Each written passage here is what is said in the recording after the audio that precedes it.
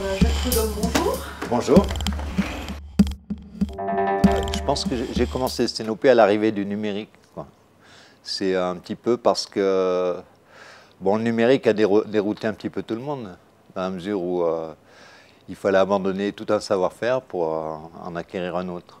C'est quoi le sténopé? Un sténopé, alors ça vient du grec. C'est un mot qui a été fabriqué à partir de deux mots grecs. Sténo, étroit, et ops, œil étroit. Donc le sténopé, c'est un petit trou en fait, c'est un trou d'épingle. Les Anglais disent pinhole, trou d'épingle.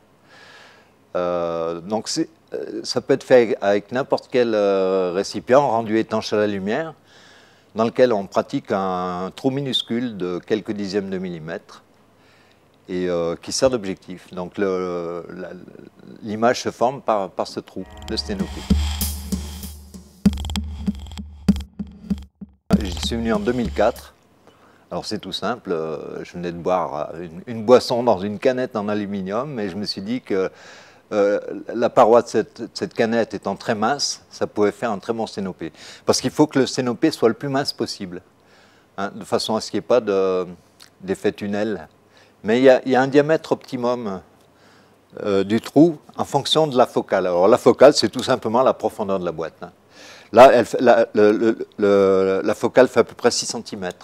Et pour un trou de 6 cm, je fais un trou d'à peu près 0,35 mm. Alors, je peux difficilement calibrer mon trou en perçant directement avec une épingle.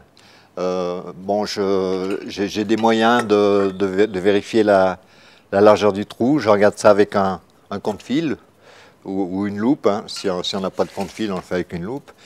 Et puis, je me suis fait une petite raie graduée en tiers de millimètre. Voilà.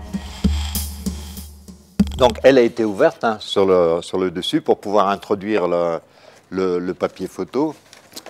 Est-ce que j'ai... Voilà.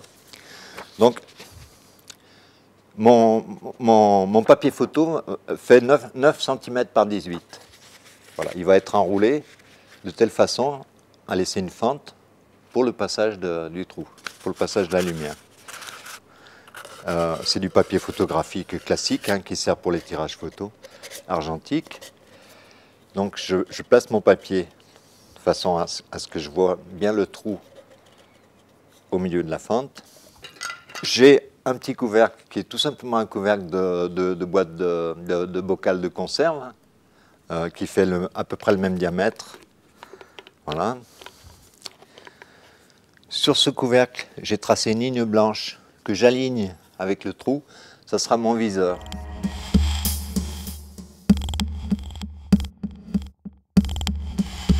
Placer un morceau d'adhésif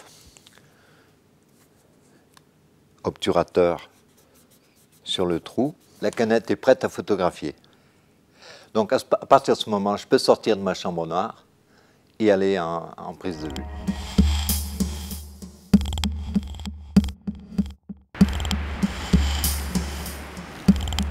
Pour placer ma canette, j'utilise des blocs de pâte à modeler, en fait, pour la stabiliser, puisque c'est très léger, donc le moindre souffle d'air peut la faire bouger. Il faut savoir qu'avec ce système de prise de vue en cylindre, j'ai un champ très grand en largeur. J'ai pratiquement 180 degrés. Donc c'est un très grand angle.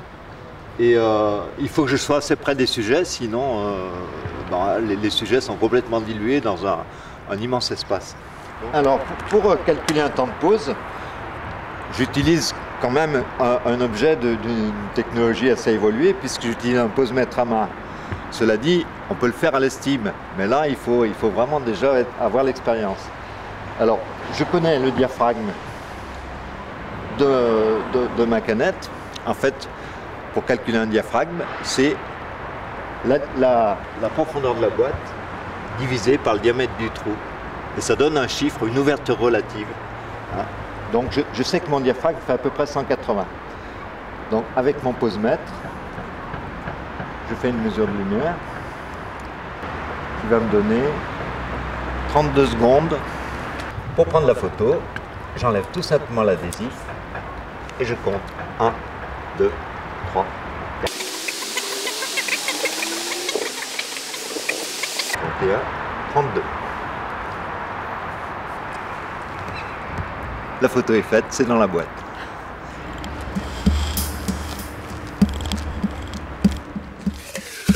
La photo, telle qu'elle sort de la boîte, là, au moment, opération en chambre noire, l'ouverture de la boîte se fait en chambre noire, bien entendu, développement, fixage, rinçage, séchage, et on obtient un négatif sur papier, tel que celui-là.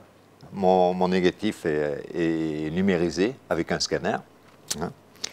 Et puis après, l'image est traitée avec un logiciel de traitement d'image qui me permet d'ajuster un peu le contraste.